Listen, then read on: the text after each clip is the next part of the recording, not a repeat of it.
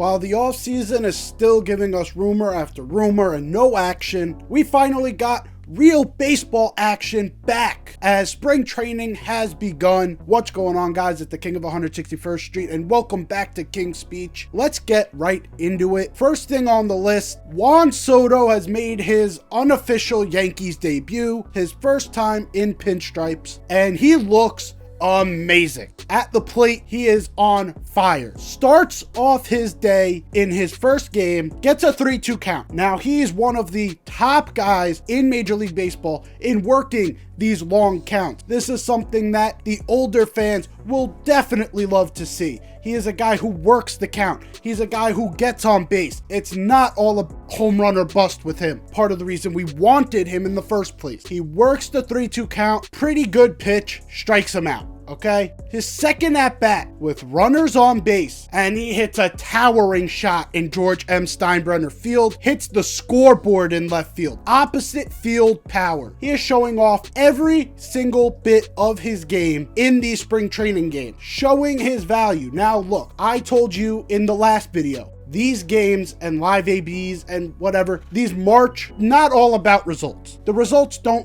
really matter. What truly matters is development. What matters is health and just getting warm for the season. But it is nice to see that Juan Soto is putting on a display of the talents he has at the age he is. He's only 25 years, 25. He is one of the 6 best hitters at his age of all time, on his way to being one of the best hitters of all time. That is why you trade Michael King. That is why you trade a 5-player package with top prospects in there. It's because of that guy. And for anyone, because Twitter is on fire right now with some bullshit talking about Juan Soto's gonna be in Queens next season. Juan Soto's not even generational. Just shut the fuck up, Mets fans. Mets fans, it's old. It's getting old. And these Mets beat writers are feeding into it. This offseason has been boring. But this is just low-level shit. And to say he's not even generational, it's an abomination. That's a side rant. He is showing the talent that we acquired bring this team to prosperity. Now looking at some of the other guys that we have that need developing. Anthony Volpe, he has cut his swing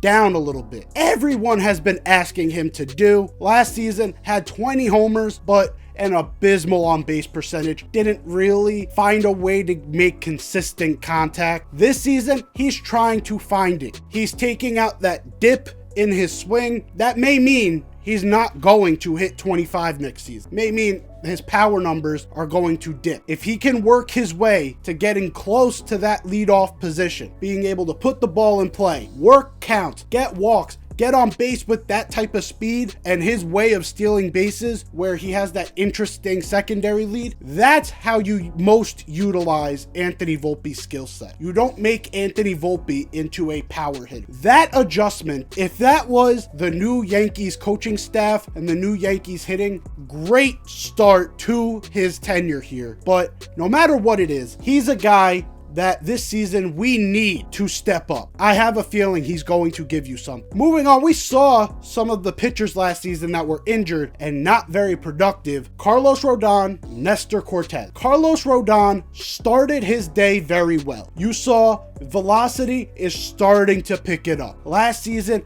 averaged around 93 to 94 miles per hour. This game, he was averaging closer to 94, 95, even clipped 96 a couple times. That right there is an improvement in itself because of where he likes to pitch the ball. Since he likes, at times, in a 2-strike count, you know what? I'm going with the high fastball that may be close to the zone. It's going to have life, and it's going to have a little bit of jump on it to where this guy's not going to know what hit him. And that's another thing. Moving on to my next point on Rodon. His fastball looked like it had life. It looked like it just jumped out of the hand. Looked like it had a bit of rise to it, which is kind of what life is. It looks like it kind of jumps a little bit. It's a good sign to see that. Now, he did sort of start to implode a little bit, but again, like I said, results in terms of like, oh, I gave up a home run here, I walked a few batters here. Those results in spring training don't matter too much. It matters about the stuff you produce, the consistency of it. He looked okay. We're gonna have to see how that progresses, because I'm hoping they start trying to stretch him out a little bit more and a little bit more as this spring training continues. Everyone right now is getting the hook after 50 pitches, but I'm hoping they're going to start extending that, and hopefully he can prove that over a 6 to 7 inning game where he has to throw 90 to 100 pitches, going to have this same life that he had in the first. That's what I want to see. Moving on from him, we have Nestor Cortes Jr. He had his same sort of bite on his sliders, but the main thing, he's never going to be a velo guy. Always hanging around 92 to 93. He'll never be a guy that blows you away in terms of lighting up the radar. What he does give you is he pitches in risky spots with fastballs that have life. It looks faster than it actually is. Same thing with Rodon, but on a different level. With Nestor, it's a lot about deception. It's a lot about making you think something else is coming.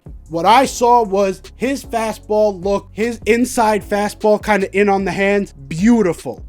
Last season, that pitch was leaking out over the middle of the plate, and that's where you get the 4.5, the 5 ERA. When that pitch leaks out over the plate, with his fastball velocity being in the low 90s, that's almost just a little bit faster changeup. That's all it is once it's in a bad spot. But if you can locate that and that pitch has a bit of jump to it, it is deceptive. And that's everything that Nestor Cortes does. Nestor Cortes is a former all-star. He knows how to pitch with his repertoire. He just needs to put it all back together after his injury. And seeing both of these pitchers are healthy is a main for the Yankees. Last season, Rodon had his elbow issues. Then once his elbow issues went, then it was his back. Now you're starting to deal with multiple things at once. And then with Nestor Cortes, he had some arm issues going down the season. We cannot afford that this season. We cannot afford to have a guy like Rodon on the sidelines for the first 60 games. We can't afford Nestor Cortes to miss significant time and then look like absolute dog shit because of these injuries. So it is nice to see them healthy, see them in action, seeing projections on their seasons. If they're able to maintain what they did in their first couple innings over half a season, I would like to see if those projections that Fangraphs and Baseball Reference, all these sites are giving, I would love to see if they could surpass those expectations. Again, I saw a lot out of these games, even though they didn't pitch a lot, even though they didn't have the best results. Rodon, like I said, started walking a few batters, ended his day on a home run. It wasn't the best ending to his outing, and it was very early. From what I did see in those moments of he was what he was in San Francisco, that $150, $200 million pitcher. Nestor Cortes looked like an all-star out there. This is AAA, AA player. This is the type of thing I want to see. And this is the problem. Major League Baseball and not televising every spring training game, because with hitters, it's very tough, because if they're in the lineup every day, I can't really get a gauge on them. Because I'm here in New York, those games are happening in Tampa. I can't go to every game to see how these players are performing. So I got to keep up with Twitter, or I got to try and find stats, but sometimes the numbers don't tell the full story. At some point, Major League Baseball has to televise these games. And I know it's kind of a waste of money for them, because then they have to, especially the TV broadcasters, they'd have to pay the broadcasters like Curry, who's doing the spring training broadcast. He's actually doing an okay job. I'd wish he'd focus a little bit more on the game and not on specific stories outside the game, but I'm assuming he'll get more into that once the regular season starts. But overall, I like what Jack Curry is doing. But anyways, so they'd have to pay those guys, they have to pay the camera crew. It's better to just kind of let it be how it is. I just don't like it as someone who wants to see progression out of players, who wants to see how players are looking. It's not all about the numbers, because like I said countless times, results don't always matter in these games. How they look, are they healthy? Anyways, there are a few spotlight players. New Yankee acquisition, Jorbit Vivas, who we got, I believe, from Los Angeles. He has looked good in his 4 ABs. as he has a over 2,000 OPS. That's pretty fucking ridiculous. But one kid I want to talk about is George Lombard Jr., our first round pick from last year, who kind of slipped on draft boards because he is a high school player. High schoolers tend to go to college more times than not. When the Yankees drafted him late, he decided to sign his deal. So the Yankees got a little bit of a steal with Lombard. He's another infielder, so I don't know where exactly he's going to find a spot, but he still is years and years away from coming up to the majors. He's literally 18 years old right now, playing in spring training. He has impressed me. His first AB, he homered. Now, that itself is impressive enough. His plate presence looks further than its years, and I wouldn't be surprised if he starts jumping up the prospect board. Now, will he be a trade chip? Will he be just a career minor leaguer till we got to get rid of him like Florial or Pereira at this point? I have no clue. The things that I'm seeing from George Lombard Jr., especially at the young age of 18 years old, he is younger than me, which it's kind of crazy for me to say because I'm only 22. Haven't really seen professionals be younger than me very often, but he is very talented, and I am interested to see what he will produce come minor league time. He started his career down in high A ball, I believe. That was his first home run professionally. He did not homer in his few plate appearances last season I am interested to see if he's able to use this spring training period to leap up to Double A and see how he produces there. To me, I see a lot of talent out of this kid. Now, is it raw? Probably. There's just something about him that I am interested to see how fast he can go up the chain of command. Let's talk about some of the news. Free agent starting pitcher Blake Snell. Blake Snell is a very interesting case at this point. Nobody really knows what he wants, but what it seems like, okay?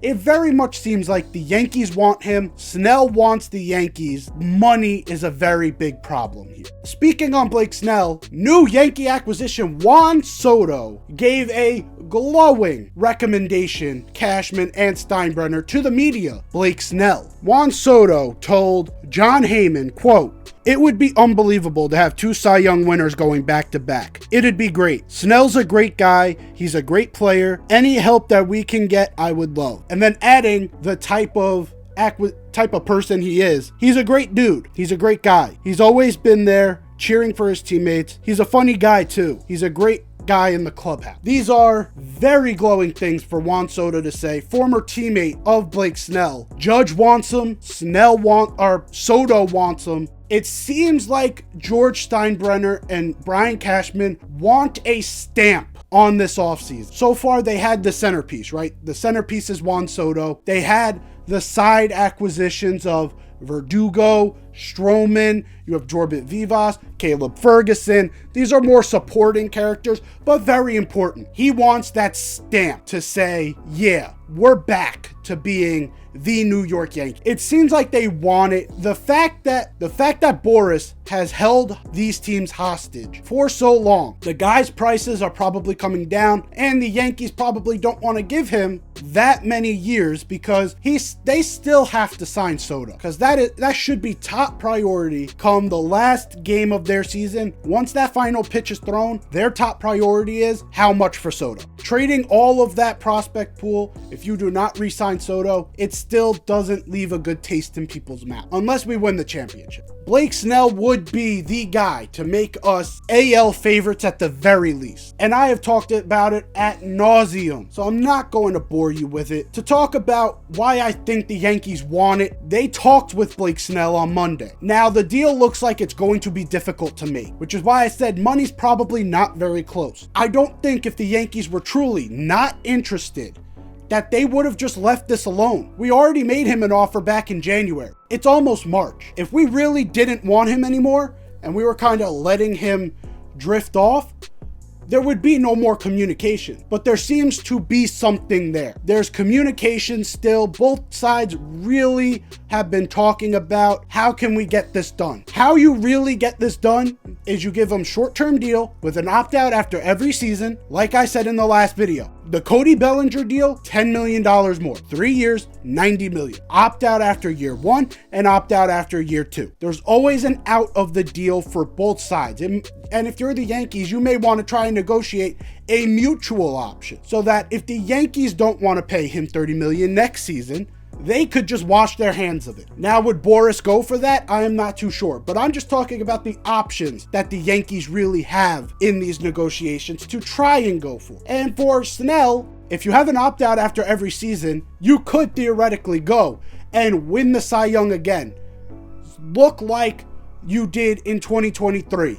Prove to teams that you're not just going to be a one-year dominant player and then the other years just an average pitcher. Prove that you have consistency in you, and that contract will come. Age is a factor with Blake Snell. Like I said last time we talked about him, in his 30s, so giving him like a 9-year deal is going to be a very rough contract for a team. But if he could prove that there's still consistency in there, I think Justin Verlander has kind of opened up the floodgates for older pitchers to maybe get a little bit more trust, because he has kind of aged like fine wine. And if you disregard the half a season he had with the Mets, he came back to Houston and was back on that bullshit. So with new medicine, with new forms of routine, new ideas about how to preserve your body, being an older pitcher may be possible to still be that guy.